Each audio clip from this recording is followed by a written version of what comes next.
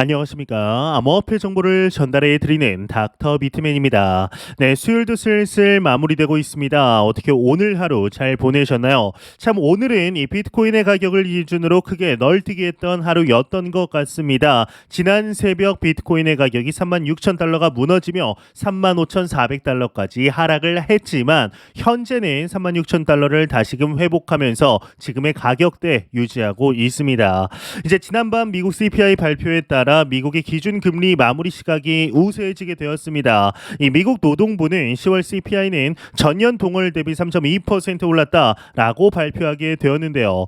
이 수치는 전월치인 3.7%보다 둔한 수준으로 볼 수가 있습니다. 이 시장의 예상치였던 3.3%보다 상승률이 낮게 나오게 된 것인데, 이 변동성이 큰 에너지와 식료품을 제외한 10월 근원 CPI는 지난해 같은 기간보다 4.0% 오르며 2021년 9월 이후 가장 낮은 상승률을 기록하였습니다. 이 월가의 전망치였던 4.1%를 밑돌게 되었는데요. 이로써 시장에서는 12월 FOMC에서 기준 금리를 현재 수준에서 동결하고 금리 인상 기조가 마무리됐다라는 해석이 대세가 되고 있는데, 이 시카고 상품거래소 CME 페드 워치에 따르면 12월 FOMC 정례 회의에서 연준이 금리를 올리지 않을 것이라는 예상은 전날 85.5%에서 CPI 발표 직후 무려 99.83%까지 오르게 되었습니다. 이제 현재 비트코인 반감기와 현물 ETF 그리고 피봇의 가능성까지 이 크립토 마켓의 불장 사이클이 다가왔다라는 여러 가지 시그널들이 반기고 있는데요. 이러한 영향을 우리 대한민국에서도 감지하고 있는 것일까요? 이 대한민국의 금융당국이 내년 상반기까지 가상자산, 이 암호화폐 상장 및 폐지 관련 가이드라인을 제시할 전망이라고 합니다. 이제 이번 가이드라인은 암호화폐 이용자 보호법 시행에 맞춰서 나오면서 이 구속력을 더 강화할 전망이다라고 하는데, 어감 자체가 그렇게 좋지는 않습니다. 이 금감원은 가상자산 관련 태스크포스를 꾸리고 상장 유지 및 상장 폐지에 대한 규정 표준안, 즉 가이드라인 마련에 착수한 내용이 발표되었는데요. 이 태스크포스 팀에는 금융당국과 외부 전문가 등 민관이 함께 참여한 것으로 알려졌습니다. 이 가이드라인 추진 이유는 가상자산 관련 상장 및 상장 폐지에 대한 규정이 확립되지 않아 이용자 혼란이 발생한다라는 지적입니다. 이제 이러한 움직임이 시작이 된 것은 지난 2022년 5월 발생한 이 테라 루나 사태 이후 활발해졌는데, 이로부터 이제 1년 반이 지난 현재 다시 이 내용이 나온 것을 보면 참 속도가 빠르다라는 느낌은 못 받습니다. 이제 엄청난 화제가 되었을 때는 빠릿빠릿하게 움직이는 것 같다가 이 관심이 식으니 뒷전으로 밀어놓은 거죠.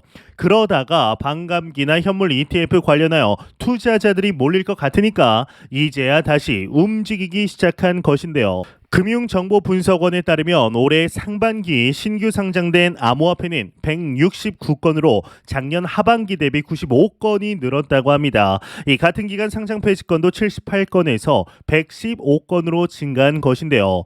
이에 금융감독원 관계자는 내년 7월 암호화폐 이용자 보호법 시행 수개월 전에 결론을 도출해서 국회에 보고할 방침이라며, 이 표준화는 금융당국 감독하에 실효성을 높이되 업계가 자율 규제로 지킬 수 있는 방안을 검토하고 있다라는 언급을 하게 됩니다. 이제 다소 내용 자체가 규제를 완화하고 이런 내용은 아니지만 그럼에도 중장기적인 측면 관심을 가지고 뭐라도 하려고 하는 것은 유의미한 일이 아닐까 싶습니다. 이러한 한국의 소식과 더불어서 금융의 중심이라고 불리우는 미국 또한 더 이상 크립토 마켓을 등한시하지 않는 모습입니다. 이제 지난 10월 미국 의회가 합의한 45일간의 임시 예산안 처리 시한이 오는 17일로 예정된 가운데, 이 증권거래위원회 SEC의 암호화폐 업계 상대 규제 관련 집행 예산을 대폭 삭감하는 법안이 제출되었습니다. 이제 이러한 법안을 제출한 의원은 하원 소속의 톰 에머 의원인데요.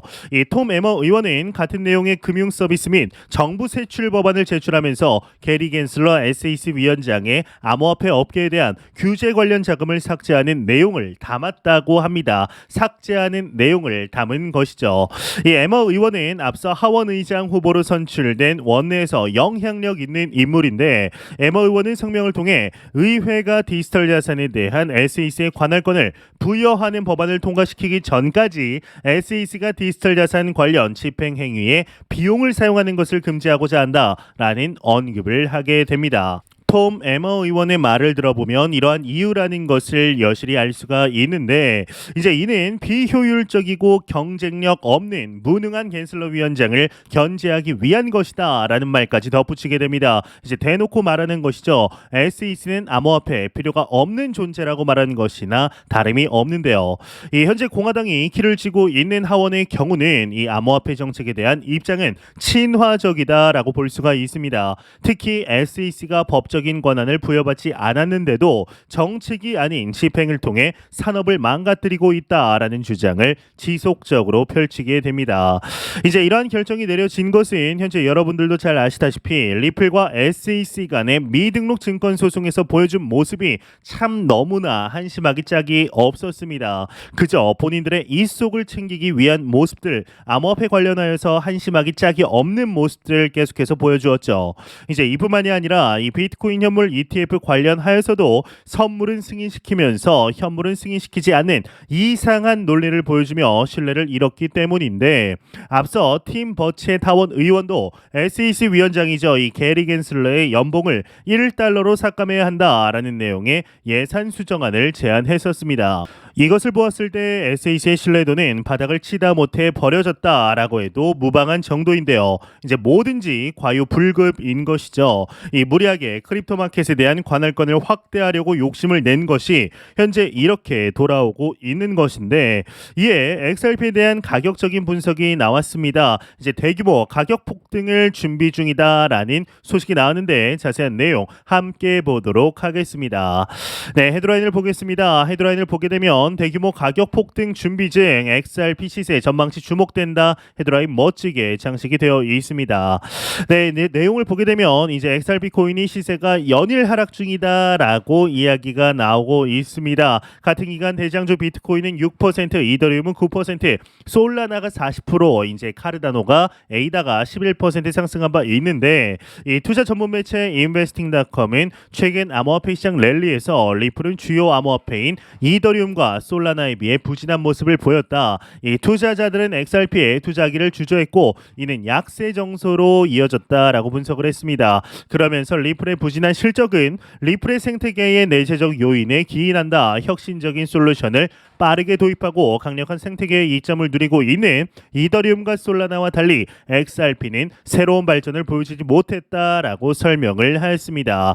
그러면서 추가적으로 이 유투데이도 이더리움과 솔라나의 실적과 비교해보면 XRP의 상승세는 다소 부진해 보인다. 이러한 실적 차이는 몇 가지 요인이 있다. 상당한 생태계 발전과 그에 따른 투자자의 신뢰가 유입된 이더리움이나 솔라나와 달리 XRP는 규제 문제로 인해 성장 잠재력이 다소 부진하다는 것이다 이야기를 하고 있습니다. 반면 암호화폐 매체 핀볼드의 경우는 이 분석가 프로시그널스 FX는 트레이딩뷰 게시물을 통해 XRP가 상승 지지선을 따라 상승 추세에서 거래되고 있다라고 강조하며 강세 추세가 지속될 것이라는 기대감을 키웠는데요.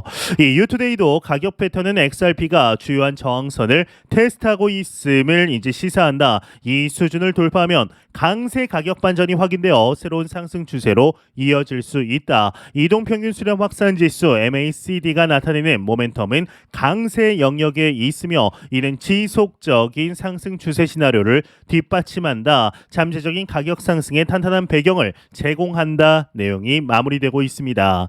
네, 최근 들어서 이 리플사가 보여주는 모습을 보게 되면 특히나 사업적인 확장적인 측면, 그 여타의 블록체인 프로젝트들과는 비교도 안 될 정도의 차원이 다름을 보여주고 있습니다. 특히나 국가 단위의 정부 기구들과 중앙은행들과 파트너십을 맺으며 오랜 수건이었던 CBDC의 브릿지 통화로 XRP가 선택되는 날이 그리 머지 않았음을 현재 여실히 보여주고 있는데요. 그럼에도 우리 투자자들에게 가장 아쉬운 것은 XRP의 가격 자체가 참 아쉽죠. 현재 XRP 가격을 보게 되면 전날 대비 3.37% 하락, 이제 일주일 전 대비해서는 참 7.70% 하락한 모습을 보여주고 있습니다. 1시간 전 대비해서도 0.20% 하락, 계속해서 하락하는 모습. 그리고 방금 나왔다시피 솔라나의 경우는 이제 일주일 전 대비해서 무려 이 44%, 전날 대비해서는 12% 상승하는 엄청난 퍼포먼스를 보여주고 있습니다. 참 이에 비해서 이제 아쉬운 모습을 보여주고 있는데요.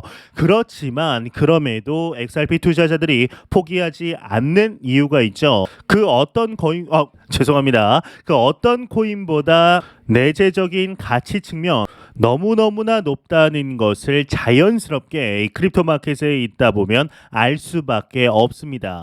다가올 상승장의 주인공은 누가 뭐라 해도 XRP가 될 것이다 라는 분석들 상당히 많은데요. 이는 저 또한 동의하는 바입니다. 과연 우리 애증의 코인 리플 XRP가 앞으로 어떠한 모습을 보여주게 될 것인지 같이 한번 기대해 보도록 하시죠. 네, 공포탐욕 지수 한번 보도록 하겠습니다. 가격의 하락 때문일까요? 전날 대비 9포인트 하락한 60포인트 기록하면서 탐욕 단계 나타내고 있습니다. 이 지수는 0이면 공포, 100이면 낙관을 의미하게 되죠. 네, 현재 이 위키피디아에서 비트코인 페이지의 조회수가 최근 급증을 하면서 2022년 중순 이후 최고 수준을 보였다라는 뉴스가 나왔습니다. 이제 24일에만 11월에만 이제 조회수가 13,000건을 돌파하면서 과거 5,000건, 7,000건 수준과는 비교도 되지 않는 수치 변화를 보여주고 있습니다. 이 비트코인을 여러분들이 생각했을 때 위키피디아에서 살펴본다라는 것은 과연 무엇을 의미할까요? 이는 비트코인의 원리에 대해서 나도 좀 이해해보고 싶다라는 말입니다. 이 말은 즉 비트코인에 신규 투자하고 싶어하는 개인들이 늘고 있다라는 뜻과도 같습니다. 이 주식이 죽을 쓰는 상황에서 비트코인만 오르니까 참 궁금할 수밖에 없겠죠. 이렇게 비트코인에 대해서 공부를 하다 보면 온통 불확실한 것들로 보이기도 합니다. 이 사토시 나카모토는 누구인지도 모르겠고 블록체인이란 건 그렇게 뭐 대단해 보이는 것도 아닙니다. 이 그냥 중앙화된 서버가 아니라 서버가 분산되어 정보의 신뢰를 보증한다라는 정도의 개념입니다. 그래서 조금만 공부를 해보면 비트코인이 특별할 게 없다고 결론 내버리고 투자를 하지 않게 되는 사람도 많습니다. 뭔가 그냥 사기판 같다라는 느낌이 든다라는 건데 이 데이터 조각을 그렇게 큰 돈을 주고 거래하는 사람들이 온통 사기꾼처럼 보이는 것도 무리는 아닙니다. 이러한 언급을 워렌 버핏과 찰리 먼거가 아주 주구장창하고 있죠. 이 비트코인은 기술적으로 이해하는 것보다 중요한 것이 바로 내러티브입니다. 이제 과거 시대적 요구에 따른 화폐의 변화 그리고 그 속에서 태어난 비트코인의 탄생을 공부하다 보면 이 비트코인의 탄생은 결코 우연이 아니라는 것을 알 수가 있습니다. 만약 사토시 나카모토라는 사람이 만들지 않았어도 제2의 사카시가 아니죠. 죄송합니다. 사토시 나카모토 제3의 사토시 나카모토는 분명히 나왔을 것입니다. 시대적인 화폐 흐름 속에서 필연적으로 탄생한 암호화폐인 것이죠. 이미 화폐는 디지털화된 것과 다름이 없는데 왜 느리고 불편한 비트코인을 사용해야 하냐라고 묻는다면 이 비트코인은 시대적인 요구이자 필연적인 귀결점이다 라고 말할 수밖에 없게 됩니다. 비트코인을 화폐로 사용하고 안 하고의 문제가 아닙니다. 여기에 갇히면 시대의 변화를 놓치게 됩니다. 이 불행인지 다행인지 비트코인은 현재 화폐의 역할보다는 여러분들도 잘 아시겠지만 위험 자산이라고 불리울 만큼 이 자산으로서의 역할에 더 기울어졌습니다. 이 누가 그렇게 만들었을까요? 아닙니다. 이 비트코인이 시대 속에 던져졌고 사람들이 거래를 통해 그런 모습으로 변화시킨 겁니다. 그런 필요성이 대두되었기 때문이죠. 비트코인을 오랜 기간 봐온 사람들은 비트코인이 그때그때 이슈에 따라 다른 이름으로 불린다는 사실을 알게 됩니다. 뭐 디지털 금이다, 전자화폐다, 전쟁 대비 수단이다, 위험자금, 뭐 가치 저장의 수단, 테러 자금 조달의 수단, 자금 세탁의 수단 등등 수많은 이름으로 불립니다. 이 화폐는 화폐입니다. 그런데 비트코인은 그 활용도가 무한하다 보니까 사람들의 수요에 따라 선한 역할도 중립적인 역할도 악의 역할도 하게 하게 됩니다. 이 기관들은 일찍이 비트코인의 가치를 알고 있었습니다. 이제 그간 연구를 통해 2020년경부터 기관 자금이 유입이 되었고 2021년 불장을 이끌었습니다. 2024년 반감기를 앞두고 이제는 여러분들도 아시겠지만 현물 ETF가 이슈입니다. 이걸 계기로 또 한번 폭등할 거라는 기대가 있는 겁니다. 이 기관이 들어온다고 하니까 개인들도 이제는 난리입니다. 이제 사자는 열풍이 아직 커진 것은 아니지만 포모가 온 것은 아니지만 기관이 그렇게 쉽게 개인들의 매수를 두고 보지는 않을 거라는 이야기도 많습니다. 개미 한번 크게 털고 갈 거라는 이야기도 많이 나오죠. 하지만 중요한 것이 있습니다. 이 비트코인을 지금 얼마에 사느냐보다 중요한 것은 비트코인을 내가 지금 들고 있느냐입니다. 사람들은 자꾸 얼마에 샀느냐를 중요하게 생각합니다. 하지만 비트코인 불장이 오고 오르고 오르는 상황이 오면 다들 마음이 급해져서 그때 다들 물려버립니다. 그때 매수하는 것을 막을 수는 없지만 대부분의 자금은 반감기나 불장이 오기 전인 현재 상황에서 매수를 해 놓아야 합니다. 그때 가서 사면 지금 조금 들고 있는 게 의미가 없어집니다. 지금은 상승장으로 가기 직전의 상황입니다. 공포에 떨 때가 전혀 아닙니다. 이 비트코인은 다음 불장에서 20에서 30만 불을 목표로 하게 되는데요. 현재 우리는 너무나 좋은 시기 속에 실제적인 투자 이어가고 있습니다. 매 영상 말씀드리지만 절대로 단기적인 시각으로 이 시장 바라보지 마시고 장기적인 시각으로 또한 오랜 시간 동안 함께 할 수 있는 여유 자금을 통하여 투자를 진행하시길 진심으로 바래 보도록 하겠습니다. 네, 제가 준비해온 소식은 여기까지입니다. 영상이 도움이 되셨다면 구독과 좋아요 그리고 광고 한 편만 처음부터 끝까지 시청 부탁드립니다. 이 채널은 오직 광고 수익으로 운영이 되게 됩니다. 항상 영상 시청해 주시는 시청자분들, 구독자분들 너무나 감사드립니다. 오늘 남은 시간 잘 마무리하시길 바라면서 저는 더욱 도움이 되는 영상으로 찾아뵙도록 하겠습니다. 지금까지 닥터 비트맨이었습니다. 감사합니다.